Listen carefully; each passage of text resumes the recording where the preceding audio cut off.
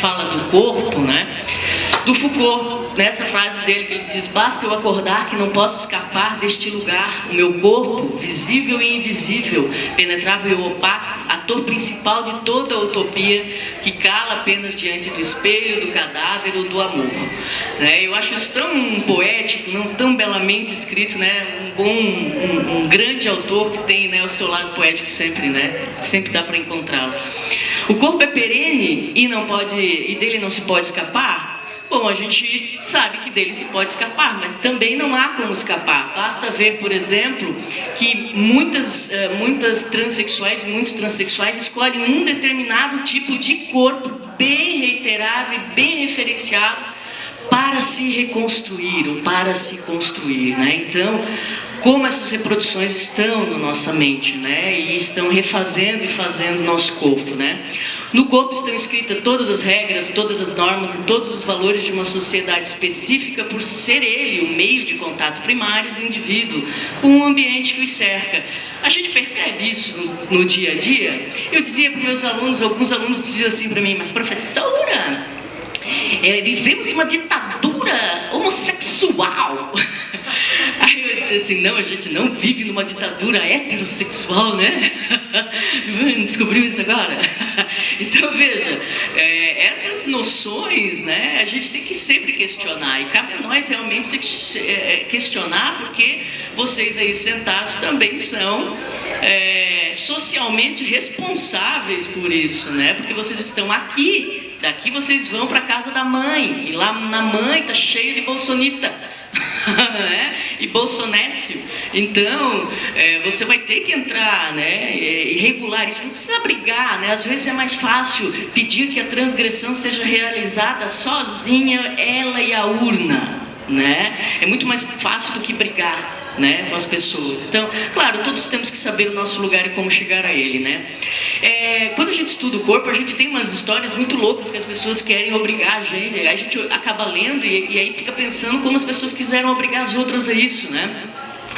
Então, tem uma historinha do Isaac Baker Brown, que ele era um médico, ele era especializado em clitoridectomia, que é a retirada do clitóris. Ele achava que isso curava doenças, as mulheres eram histéricas, né? E aí você tinha que tratar essas mulheres fazendo essa cirurgia. Ele foi caçado porque ele fazia em centenas de mulheres sem a autorização delas, inclusive, né? Então, o Dr. Sturges, né, em 1901, ele tinha um cinto de castidade masculino bem doloroso, né? Na ponta dele, você tinha uma cápsula de alfinetes, assim, sabe? Então, se a pessoa tivesse uma ereção, por menor que fosse, a glande ia ser perfurada por esses objetos cortantes, né? Veja, é uma pessoa, não é que gosta de sexo, gente? Né? Então, a pessoa é um médico, estuda isso, tem um problema grave desse, ele tem um distúrbio, né? Para criar um negócio desse. Hoje você encontra, tá, gente? Até no Mercado Livre, cinto de castidade masculino. Só que é diferente, né, gente? É para o prazer, para quem gosta de sadomasoquismo, né? Tipo, a mulher coloca no marido e vai dar uma volta, né? E depois volta para casa e retira. Mas tá lá, tá R$300, tá? Não é uma coisa barata, tá bom? O Maranhão é outro, o Maranhão é um teórico pré-freudiano, né? E ele dizia que orgasmo é coisa de mulher viriloide. Esse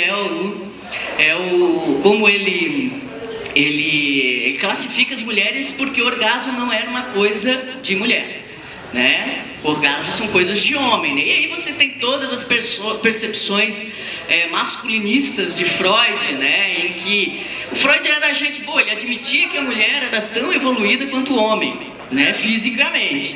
Mas a libido e a vontade de fazer sexo, a vontade de se relacionar e de se excitar era uma coisa masculina, não era uma coisa feminina, né? Aqui a Beauvoir explica para nós, né? Recusa-se a pôr a libido feminina em sua originalidade. Ele a vê, por conseguinte, necessariamente como um desvio complexo da libido humana de forma geral. Essas coisas assim, ó, necessariamente, essas palavras é que eu sempre implico nos textos, quem seja quem for, né? Porque assim, por exemplo, eu faço acompanhamento de alguns sites, de um site específico pornográfico há 20 anos. Então eu vi quando eles tinham categorias assim, de 50 categorias, e hoje eles estavam falando para a Mônica, hoje eles têm 800 categorias, né? E categorias assim, das coisas mais... Você jamais imaginou que alguém fosse ter prazer naquilo e que alguém fosse comercializar isso, né? Então, esses necessariamente, obrigatoriamente, não existe para a sexualidade. As pessoas podem dizer qualquer coisa, não existe, porque a sexualidade é subreptícia, ela consegue dar 1000 voltas, assim, né? A erotização também, né? A pornografia, o que é o erotismo, o que é a pornografia, né? Então, bom, o que a gente tem como resumo da história do corpo ocidental, né, gente? A gente está falando do corpo ocidental. Atormentado por desejos, devorado por culpas, regulado pelo conhecimento, estigmatizado por imagens, traduzido por próteses, emoldurado por frames, ou seja, completamente regulado. Por quê? Porque o corpo é uma maravilha, ele é espetacular, né? Ele é uma máquina de alegria e as pessoas têm que regular essa máquina de alegria de qualquer jeito, né? E mesmo com toda essa regulação, sempre há vozes que vão se rebelar e que se rebelam. Então eu trouxe alguns exemplos simples, né?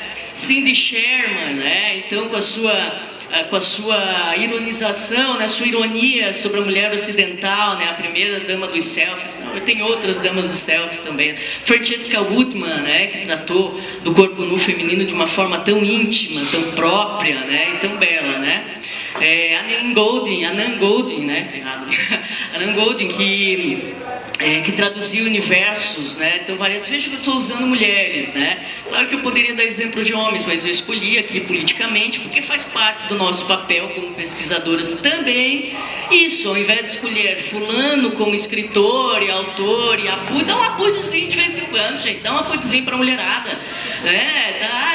Usa a mulher mesmo para falar os seus textos acadêmicos, né, sobre esse espaço, porque também é esse espaço, né.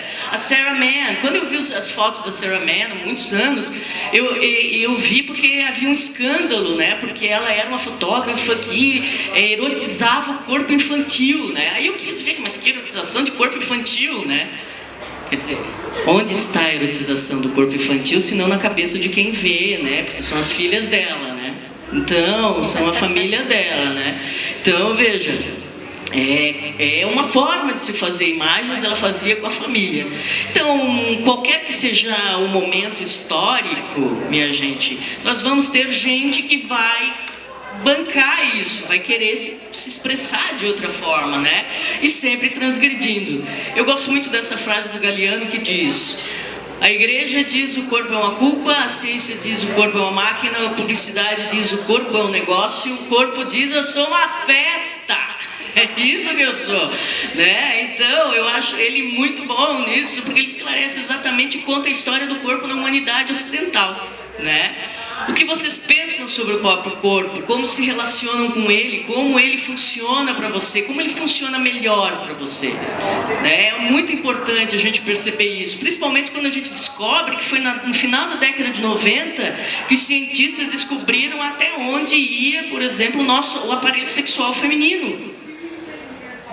Mas ninguém tinha até então, né? Então, veja, a gente tem 2.000, né, células nervosas a mais, né, contatos nervosos a mais que os homens. A gente tem um monte de coisa legal que a gente deveria saber. Claro que vamos cobrar mais se a gente sabendo disso, né? Porque a gente vai descobrir como é cool, né? Como é gostoso, como é legal. Então, eu vou dar uns exemplos de transgressão no cinema e eu vou usar o início do século XX como exemplo, tá?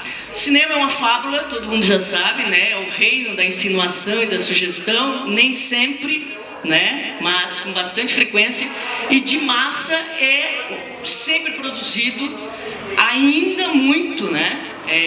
por um viés androcêntrico e masculinista também. Obviamente que com a vida que a gente está levando internética, né, nós temos aí uma variedade de produtos extras sendo produzidos. Vocês não fazem ideia da quantidade, se fazem, talvez se pesquisam assim, ou se pesquisam sabem, a quantidade de web, séries, de produtos, de docs, de curtas sendo realizados por vários tipos de corpos abjetos, né, de corpos estranhos. E por mim, eu gosto muito, quando eu li a Judith Butler a primeira vez nesse sentido, quando ela falou lá corpos abjetos, eu li, eu pensei assim, mas Deus, essa mulher é genial, né? Então, corpos abjetos é tudo, na verdade, porque no Brasil o corpo abjeto é o corpo do pobre, o corpo do negro, o corpo do gordo, o corpo... Poxa, é tantos corpos abjetos aqui, né? Então, eu vou pegar esse recortezinho que nasce a transgressão nasce a partir do Código Reis, tá? O que o Código Reis era? O Código Reis foi uma lei, né, que uniu os católicos, digamos, as instituições, grandes associações católicas, religiosas americanas, junto com as empresas de cinema, produtoras de cinema em Hollywood, né? Vigorou severamente a partir de 34 até 1970, tá? Então é muito tempo, gente, muito tempo, né, de castração. O que não era permitido? Qualquer orientação sexual diferente da hétero, casamentos interraciais, nudez, paixão excessiva. Então, paixão excessiva é qualquer coisa, né, qualquer coisa subliminar. Uso de drogas, homens e mulheres na cama tinha uma regra ótima. As camas eram separadas, né? Então o casal dormia, você vai ver em filmes dos anos 40, 50, Assim Caminha a Humanidade, tem uma cena clássica, né? Que ele entra no quarto e vê as duas camas de solteiro, uma do lado da outra, e diz assim, mas o que é isso? Né? Porque já estavam tentando quebrar o código ali, né? E aí, se o casal estivesse dentro do quarto, um dos casais tinha que estar sentado na cama com um pé no chão. Veja a falta de... Eu sempre digo assim, ó, que todo conservador tem uma falta de imaginação terrível. Né? Então imagina, né? Tem que estar com o pé no chão, o outro podia estar onde quisesse. Se eles acompanhassem os filmes, os pornográficos que eu vejo de hoje, eles pensam, meu, dá pra fazer tanta coisa com o pé, cara.